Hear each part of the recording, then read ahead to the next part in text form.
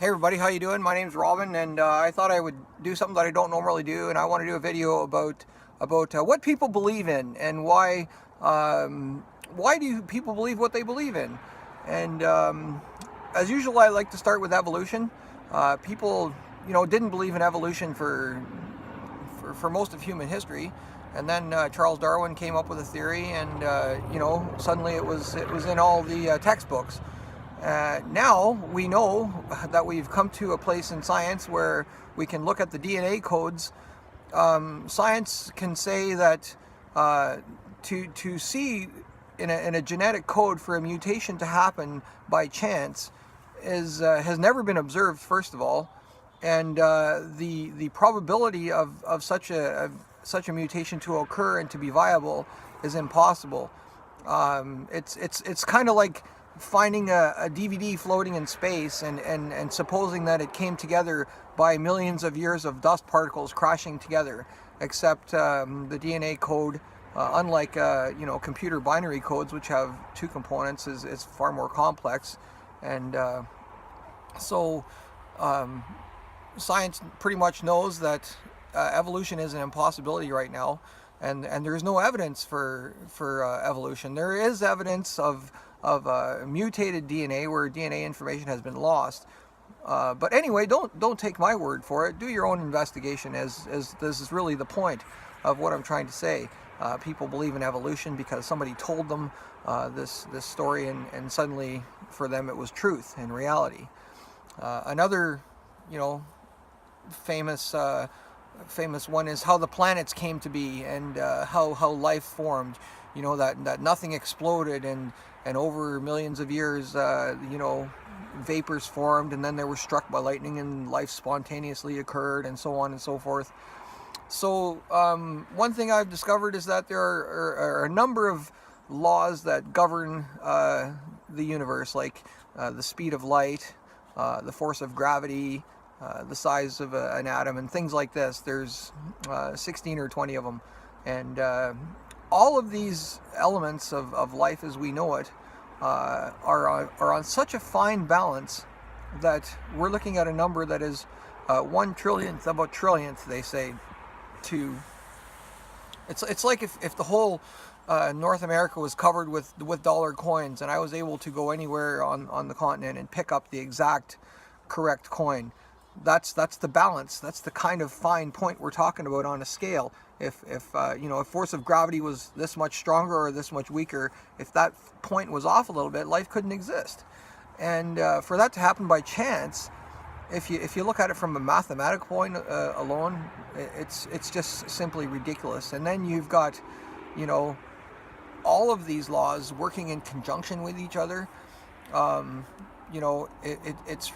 It's really a mind-blowing stretch to even conceive that this could happen by accident, because it's just so vast of an improbability, which is kind of what DNA is, DNA codes, if you look into that. So people believe lots of myths. There's another myth that, the Bible, for example, has been translated, and now it doesn't mean the same as it does anymore, and that's simply not true. If you look into that, they have new translations as recently as 1978, I think, was one of the more recent ones, where they were able to compare new scrolls that they found in the caves and compare them with old writings, and they were, with the exception of comma here and a dot your I there kind of thing, that they were completely accurate.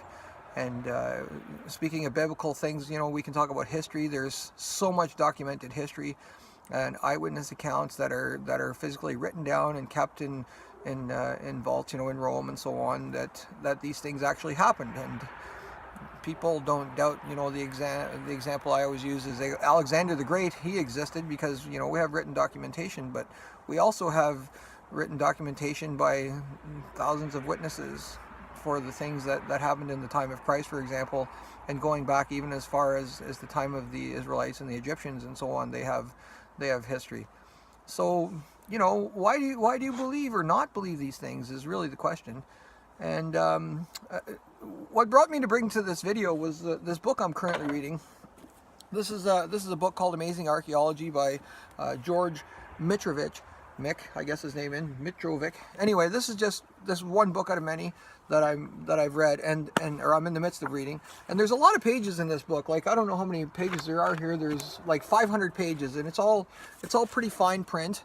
And what this particular book is about things that are found on the planet that we can't explain. So we're talking about paved highways that are at the bottom of the ocean, and we're talking about artifacts that were found under mountains in lava rock or in coal mines, like in when coal mining was a popular thing in history, and in the 1800s and so on, 1900s, that they found a lot of artifacts in coal, things that were made obviously by man, that were like they found a bell, for example, and they found doll figures and pottery, and they have found flint arrowheads and just all kinds of stuff found in the mountain. Like, how did that get there? And they have found in this particular book, which each page that is in here, I mean, this guy doesn't go into anything that he believes in. He just simply takes, this particular paragraph might be about one particular thing that was found,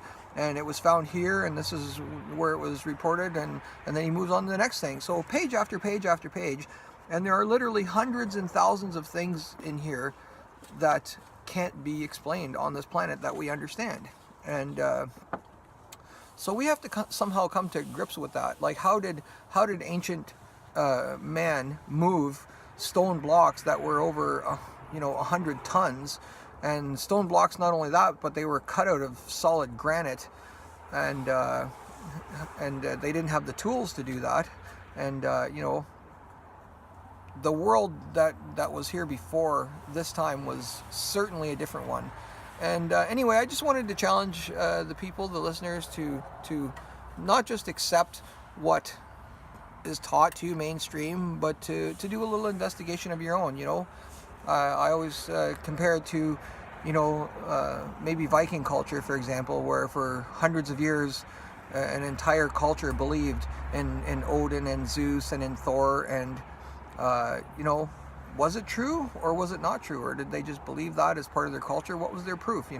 When I read this book here, I think there were people, or some kind of people-like creatures on the earth, because some of these skeletons that have been found are 13, 15 feet tall, and there's lots of interesting writings in ancient cultures about the wars of the gods and so on. So it's very interesting, and I would just encourage you all to do your own investigations into what you believe, and not just accept things at face value. Be able to defend your belief, and understand what it is that you're talking about, instead of just well, that's what Grandpa taught us, so that's what we're going with, or your teachers.